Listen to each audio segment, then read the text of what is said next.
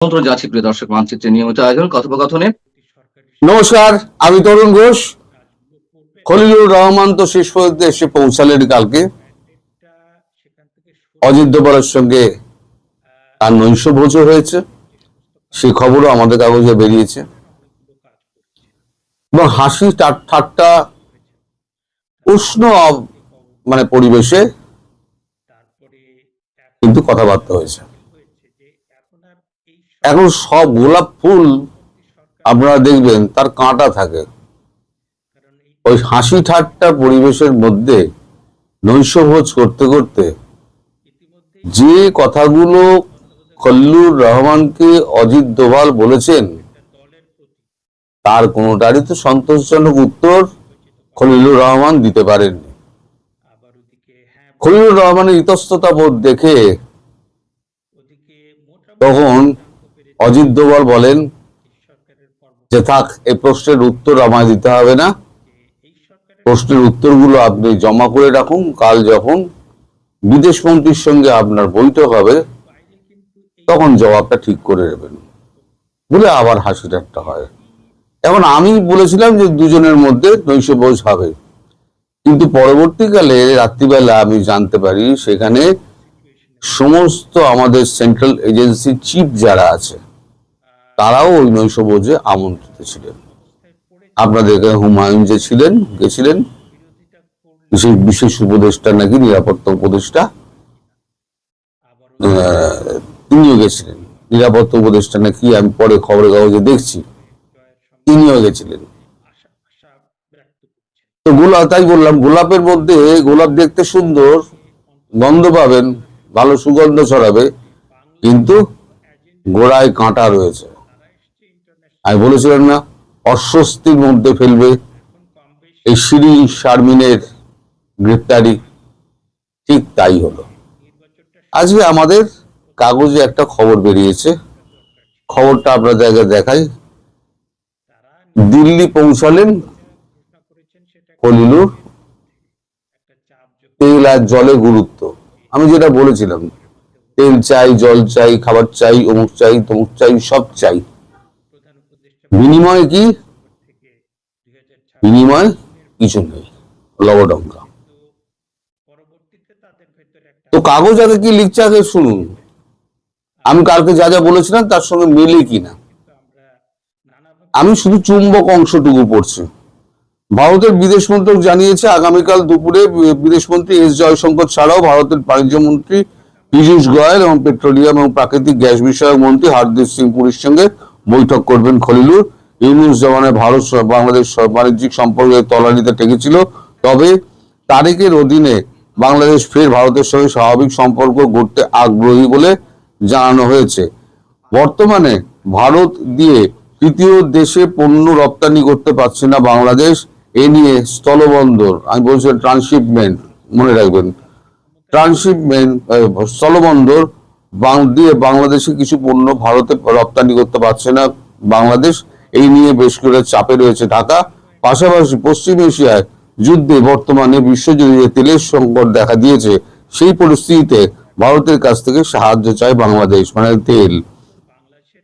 আর যেটা আমি বলিনি সেটা হচ্ছে ভিসা চালুর বিষয়টা নিয়ে আলোচনা হবে খলিলুরের সঙ্গে।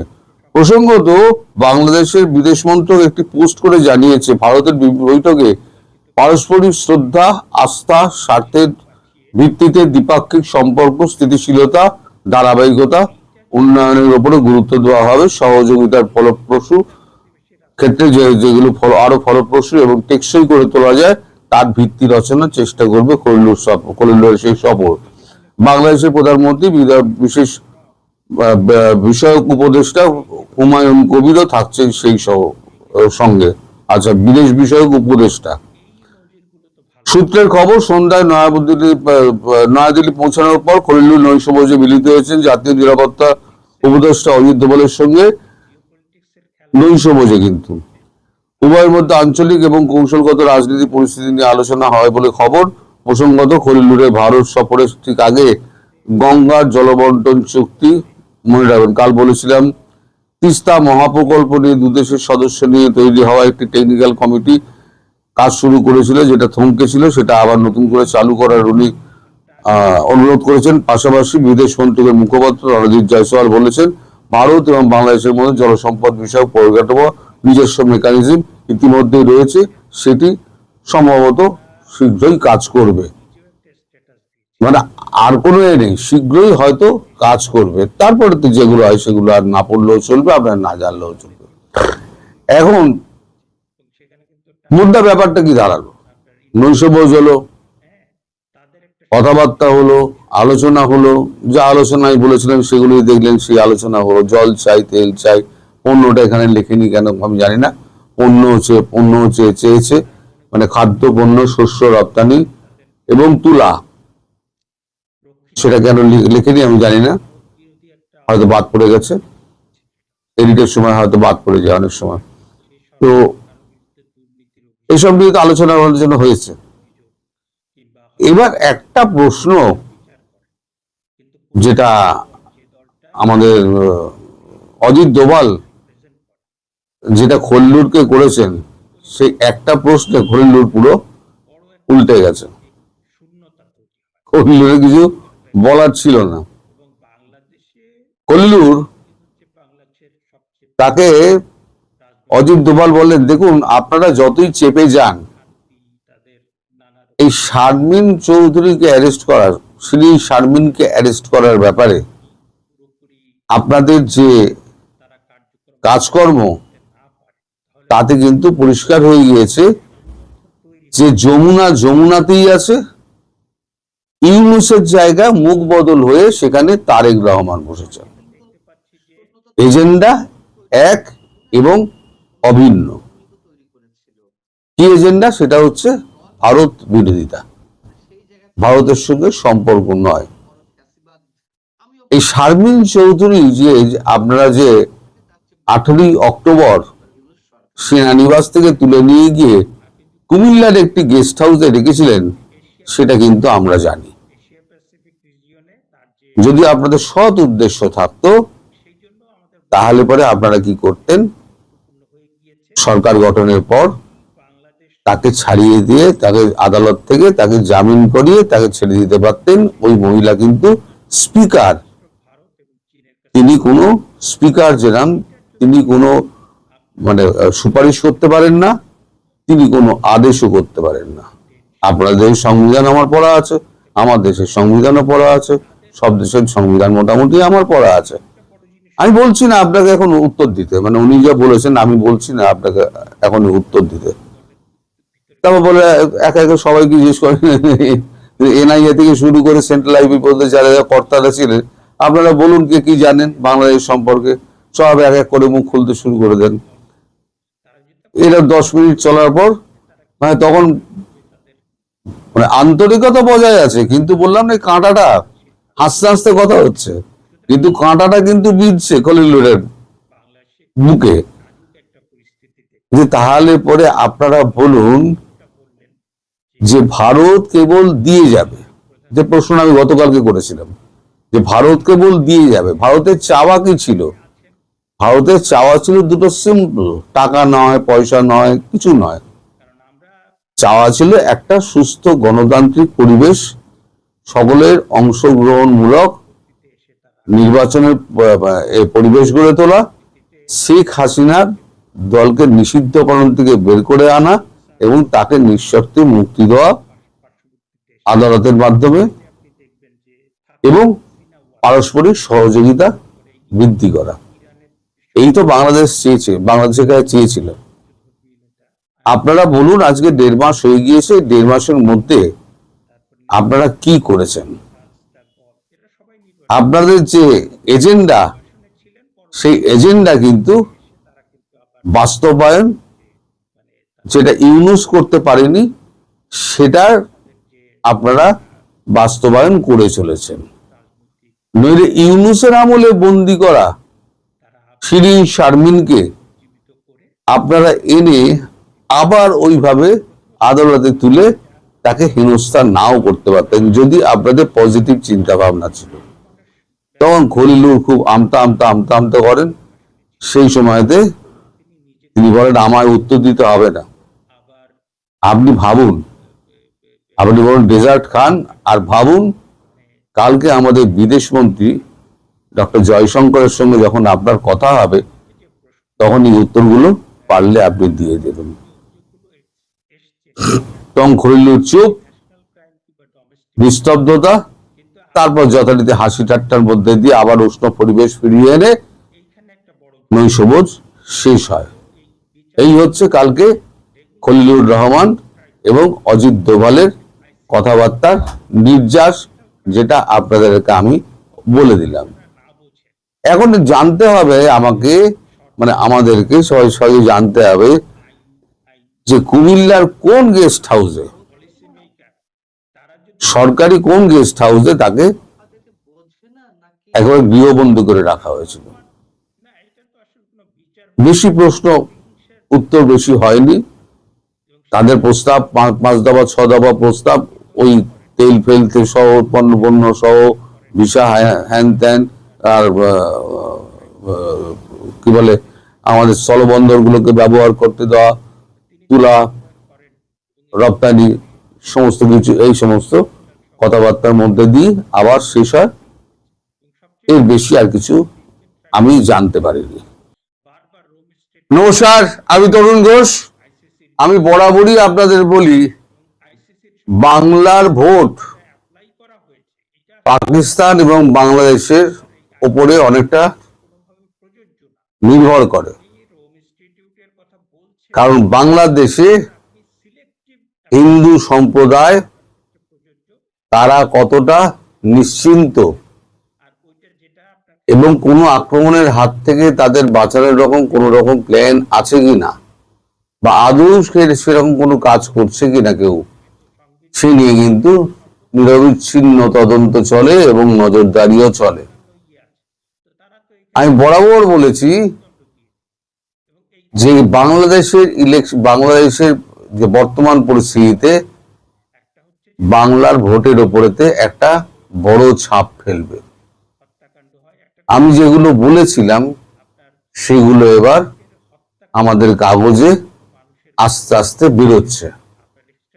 আজকে একটা খবর বেরিয়েছে, আমি সেই খবরটা আপনাদের দেখাই। খবরটা হচ্ছে মুখ্যমন্ত্রী বলেছেন মমতা বন্দ্যোপাধ্যায় এবং তার ভাইপো অভিষেক বন্দ্যোপাধ্যায়, তিনি উত্তরসূরি, মমতা বন্দ্যোপাধ্যায় উত্তরসূরি অভিষেক বন্দ্যোপাধ্যায়। খবরটা যেটা বেরিয়েছে সেটা হচ্ছে পাক তীর মমতার, ঢুকে মারতে চান অভিষেক। পাক তীর মমতার, ঢুকে মারতে চান অভিষেক। মানে বাংলাদেশে ঢুকে মারার কথা উনি বলছেন। রাজ্যে বিধানসভা ভোটে এবার পাকিস্তানও। এদেশের ভোট যুদ্ধে বিরল নয়, তবে একাধিক রাজ্যের মতো পশ্চিমবঙ্গের ভোটেও প্রতিপক্ষ হিসেবে প্রথমবার পাকিস্তানকে সামনে রেখে পারস্পরিক তরজা শুরু হলো দুই প্রধান প্রতিদ্বন্দ্বী তৃণমূল কংগ্রেস এবং বিজেপির। পাকিস্তান সম্পর্কে কঠোর মনোভাব নিতে কে এগিয়ে সোমবার নির্বাচনের প্রচারে তারই প্রমাণ দিল দুপক্ষ। পাকিস্তানের প্রতিরক্ষা মন্ত্রী খাজা আসিফের একটি হুমকির প্রেক্ষিতে কেন্দ্রীয় সরকারের নীরবতার অভিযোগ তুলেছেন মুখ্যমন্ত্রী মমতা বন্দ্যোপাধ্যায়। আরো এক পা এগিয়ে পাক মন্ত্রীকে ঘরে ঢুকে মেরে আসতে চান বলে দাবি করেছেন তৃণমূলের সর্বভারতীয় সাধারণ সম্পাদক অভিষেক বন্দ্যোপাধ্যায়।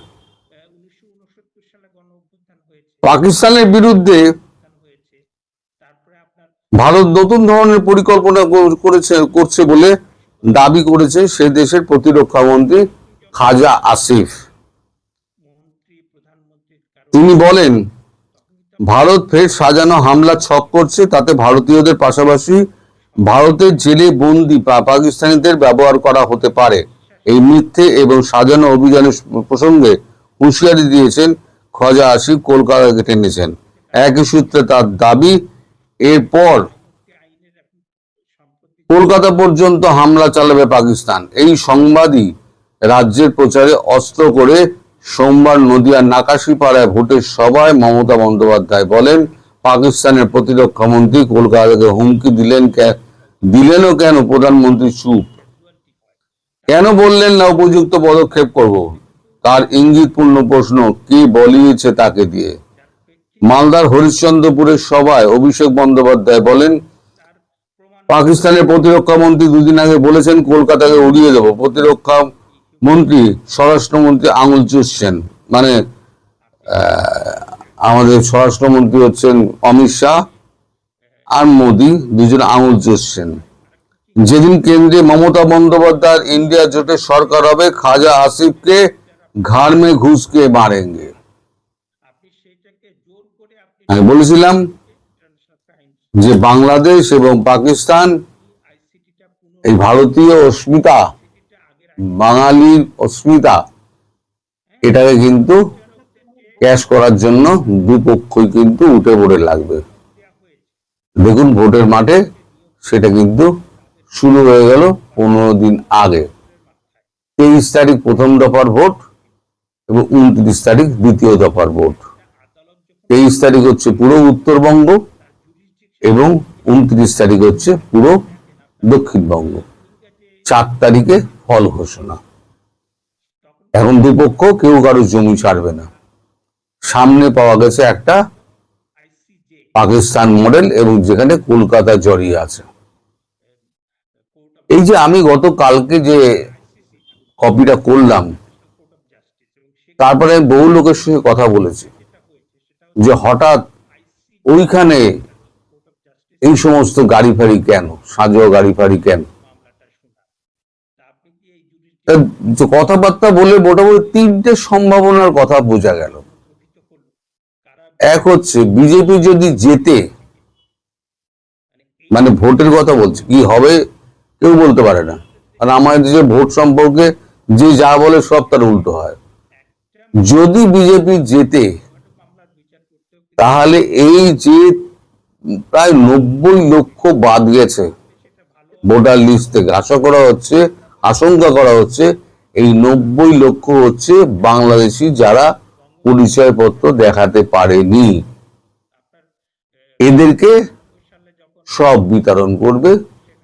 এই যে ডেমোগ্রাফি যেটা চেঞ্জ করা হয়েছে 90 লক্ষকে দিয়ে, এই ডেমোগ্রাফিকে পাল্টে দেওয়ার চেষ্টা করা হবে। আর যদি হারে সেক্ষেত্রে ওই যে আমি বলেছিলাম দিনাজপুর থেকে আরম্ভ করে দক্ষিণ 24 পরগনা, উত্তর 24 পরগনা সমস্ত এলাকাটা একেবারে আপনার কেন্দ্র সরকারের আন্ডারে চলে যাবে।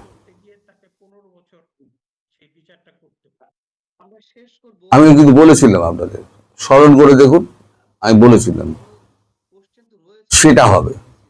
আর তৃতীয় একটা আশঙ্কার জায়গা থেকে একটা তৈরি হয়ে রাখার হলো, যদি পাকিস্তান কোনো ফলস ফ্ল্যাগ অপারেশন করতে চায় তাহলে দ্রুততম সময়ের মধ্যে পৌঁছে ঢাকা সহ কুমিল্লা দিয়ে ঢুকে ওদিকে আপনার এটা তো দিয়েছে শুধু মানে আপনার উত্তরবঙ্গের দিকে, উত্তরবঙ্গ আসামের দিকে ছবিটা দিয়েছে, বিহারের কিষানগঞ্জের দিকে ছবিটা তো দেয়নি, ওখানেও কিন্তু পড়ে রয়েছে এরকম প্রচুর।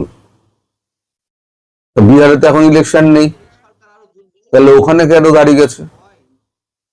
এখানে নয় ইলেকশন আছে, আসামে ইলেকশন রয়েছে, আমাদের এতে ইলেকশন, পশ্চিমবঙ্গে ইলেকশন রয়েছে, ইলেকশনে গন্ডগোল হতে পারে ধরে নিলাম, তাও সন্ত্রাসবাদী দমন করার মতো এরকম গাড়ি এই প্রথমবার ব্যবহার করা হচ্ছে, যখন বলা হচ্ছে এটা নাম দেওয়া হচ্ছে কেন, ইলেকশনে গুন্ডামি প্রিভেন্ট করার জন্য। এর আগেও অনেক ইলেকশন হয়েছে, কখনো হয়নি। তো 3টে সম্ভাবনার কথা আমি আপনাদেরকে বললাম বিভিন্ন লোকের সঙ্গে কথা বলে। যদি মমতা বন্দ্যোপাধ্যায় জেতেন তাহলে এটা কেন্দ্র সরকারের আন্ডারে চলে যাবে, আর ওই অঞ্চলটা পুরোটা।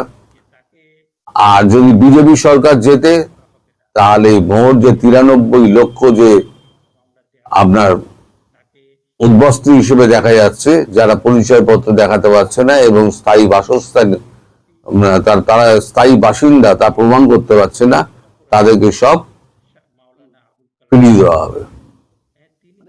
আর যদি এই দুটোর বাইরে একটা আছে, যদি পাকিস্তান যদি কোনো ফলস ফ্ল্যাগ অপারেশন করতে চায়, তাহলে পরে সেটার সদুত্তর দেওয়া। এবং কোনটা সঠিক কোনটা বেঠিক আমি জানি না, সময় একে বলে দেবে যে কে ঠিক কে ভুল, মানে কার আশঙ্কা ঠিক কার আশঙ্কা ভুল। এবং সত্যি সত্যি ওই গাড়িগুলো, কমব্যাট ফোর্সের গাড়িগুলো সত্যি সত্যি মানে ওখানে পাঠানো হয়েছিল কি উদ্দেশ্যে? এই গাড়িগুলো হচ্ছে আমেরিকান যে হামবি রয়েছে না, আমেরিকান হামবির মতো পুরো মজবুত, একেবারে নানান রকম অস্ত্র ফস্ত্র একদম ঠাসা পুরো। এগুলো হচ্ছে কি বন বাঁধার ডিঙে, কাশ্মীরে ছিল, বন বাঁধার ডিঙে হুড় করে ভেঙে সব বেরিয়ে যাবে। সামনের দিকে কাঁটা দেওয়া আছে, কাটতে কাটতে যায়, গাছপালা কাটতে কাটতে যায়। তো টাটা কোম্পানি এই গাড়িগুলো তৈরি করে, সব কটা বুলেট প্রুফ, গ্রেনেড মারলেও কিছু হবে না, ছোটখাটো মিসাইল মারলেও কিছু হবে না, বড় মিসাইল মারলে সেটা আলাদা কথা। তো এগুলো কেন রাখা হচ্ছে এই যে মানে এই অবস্থার মধ্যে, সেটা একটা কিন্তু বড় প্রশ্ন, যেটার উত্তর পাওয়া যাবে খুব তাড়াতাড়ি, খুব তাড়াতাড়ি। ওই তিনটে কারণের একটা কারণ হলেও হতে পারে। সবাই ভালো থাকবেন, সুস্থ থাকবেন, সাবধানে থাকবেন। নমস্কার।